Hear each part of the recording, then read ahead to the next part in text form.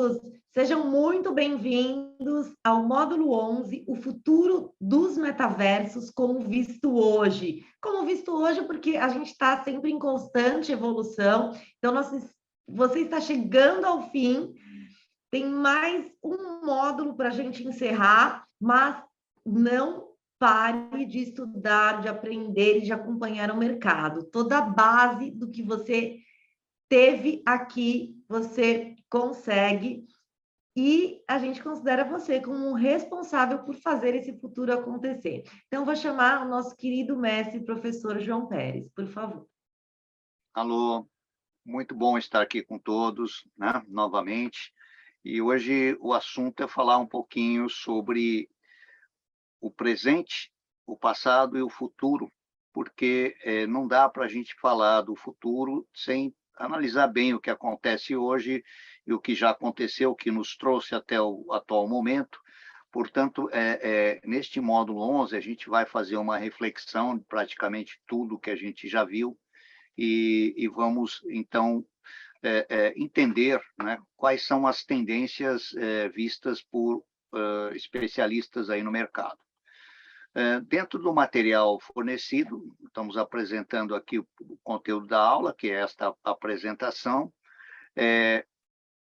Vamos falar de novas tecnologias para o século XXI, engenharia do cérebro versus metaverso e duas estruturas falando sobre tendências do futuro. Um falando do metaverso futuro em 2022 e a outra olhando para frente, falando como será o metaverso em 2040.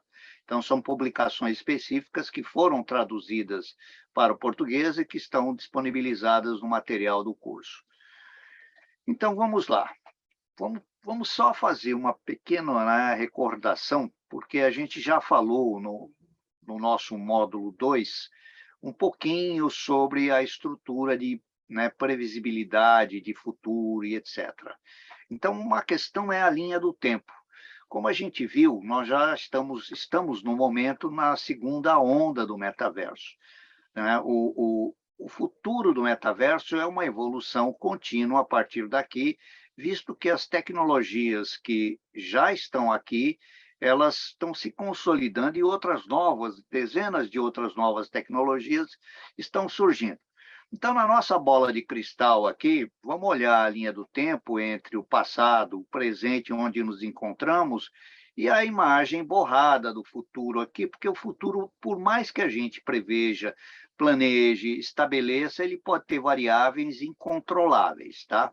Então, vamos entender, porque eu já tenho visto no mercado muita gente falando de situações que me parecem negativas e outras positivas, e as pessoas até, já vi comentários, não conseguem entender o que está acontecendo em relação ao tema metaverso.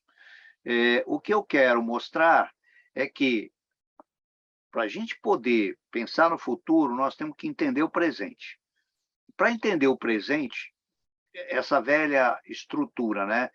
Quem vê a árvore não enxerga a floresta. Veja, essa é uma frase muito importante porque todos nós estamos vendo a árvore a todo momento.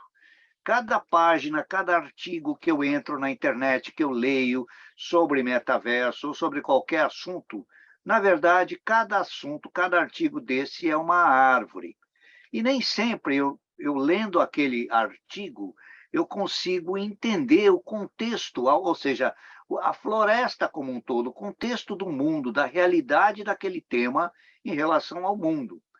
Então, eu estou falando isto porque, ultimamente, a gente tem tido artigos, vou comentar logo mais sobre eles, que falam sobre essa grande guerra comercial que está acontecendo hoje entre as empresas. E todos sabem que essa guerra ela existe, a guerra da concorrência, a guerra de quem é melhor, a guerra de quem tem mais usuários, a guerra de quem chama mais atenção, né? A guerra em que a mídia consegue influenciar mais ou menos. Esse processo de fazer isto nos leva a enxergar como o presente é construído e como o reflexo disto nos leva para uma visão de futuro. Então, hoje, né, obviamente, a gente tem vários websites com estruturas metaversais. Mesmo que eles não estejam atualizados do ponto de vista tecnológico, como seria o ideal, eles já estão apresentando estruturas imersivas, 3D, recursos computacionais, gráficos interessantes, né? Estruturas de jogos de negócio, por exemplo, se eu compro um terreno no metaverso, é um jogo. No fundo, eu estou comprando um espaço em disco que representa uma utilização, que eu posso, eu pessoalmente, utilizar aquele espaço que eu comprei para construir ali, dentro das regras daquele mundo, né? Eu posso construir ali uma casa, uma loja, posso fazer um shopping, um supermercado, posso fazer um negócio naquele espaço que eu comprei o terreno. E aí eu tenho, como no mundo real, já que o metaverso se baseia no mundo real, eu tenho todas as situações do mundo real. Então, a localização do terreno, ele está próximo, ele é mais valorizado, menos valorizado, o estilo de construção, o tamanho do prédio, tudo que eu vou fazer ali, o tipo de negócio que eu vou pôr, tudo isso determina e é muito parecido com a vida real. Mas para a gente entender isto, a gente não pode ficar lendo apenas os artigos, as publicações que estão aí falando bem e falando mal do metaverso.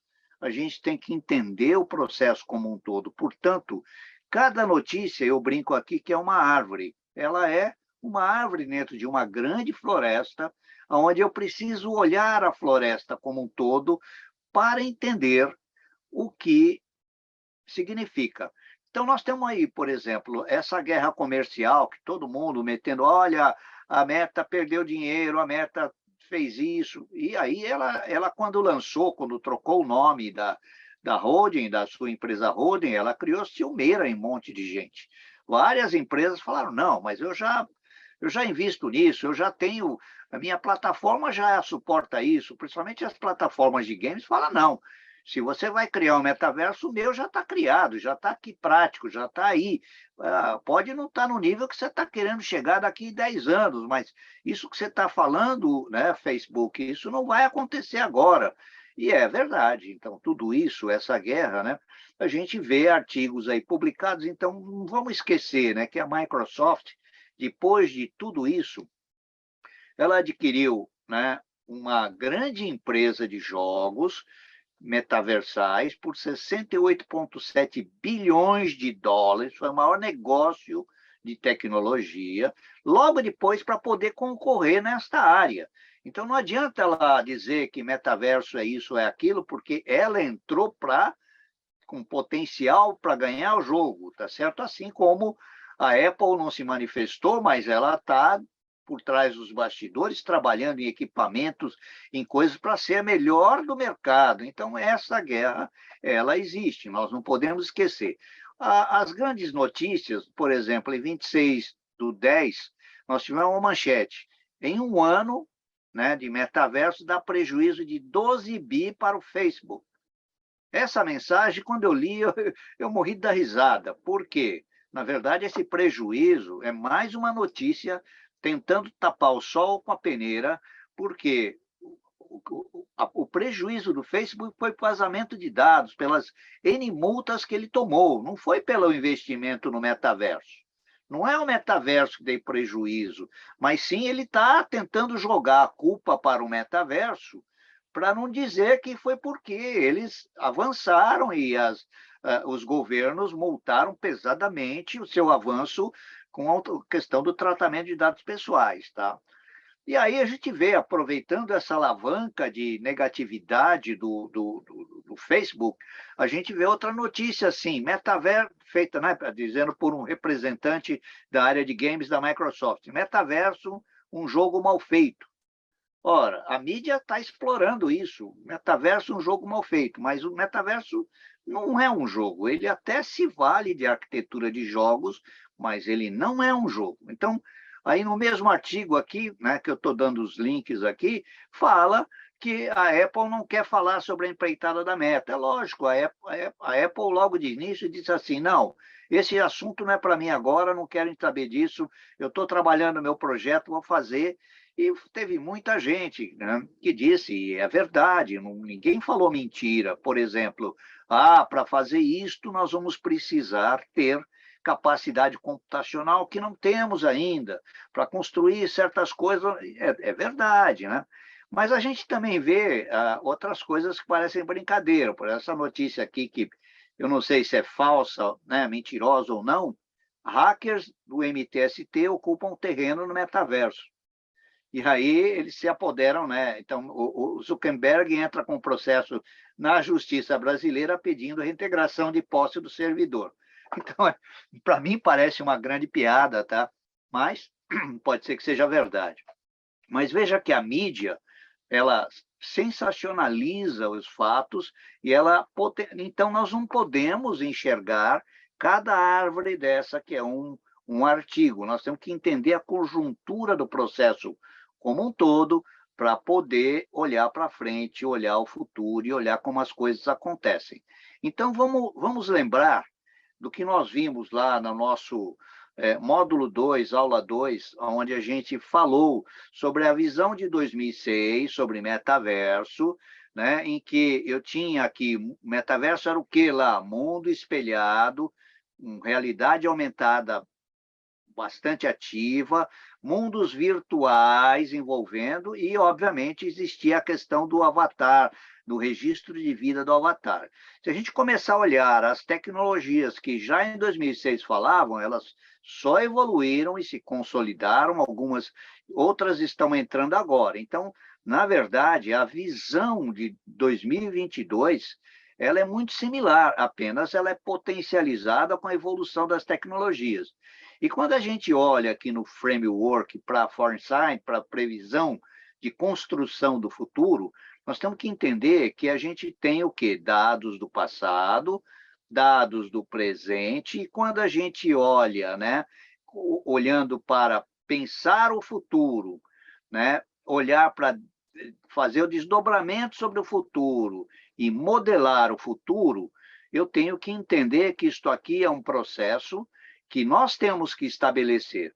Ora, se eu construo um espaço virtual, uma sala de aula, como aqueles que tiveram oportunidade de entrar e navegar conosco, e logo mais vão ter outras surpresas, aí, outros espaços para poderem se familiarizarem. Tá? Então, veja que quando a gente começa a olhar isto, a gente vê que nós construímos o nosso futuro. Construir alguma coisa no metaverso é muito viável, é muito palpável, é perfeitamente hoje, e até sem grandes investimentos, a gente consegue construir. Obviamente, precisa de conhecimento, precisa de um bom projeto, precisa de recursos. Obviamente, não vou conseguir fazer tudo o que é possível ser feito hoje se eu não quiser pagar. Eu tenho de graça como uma amostra, mas a amostra, para se tornar operacional, comercial e etc., ela tem custo. As plataformas têm que cobrar para hospedar espaços de metaverso. Então, é assim que acontece. Agora, Thelma, eu não sei se ficou claro para você que a gente tem que sempre olhar para o presente, olhar para o passado, para poder entender o que a gente quer para o futuro. Né? Não podemos simplesmente olhar as notícias e se assustar com elas. Você concorda comigo, Thelma?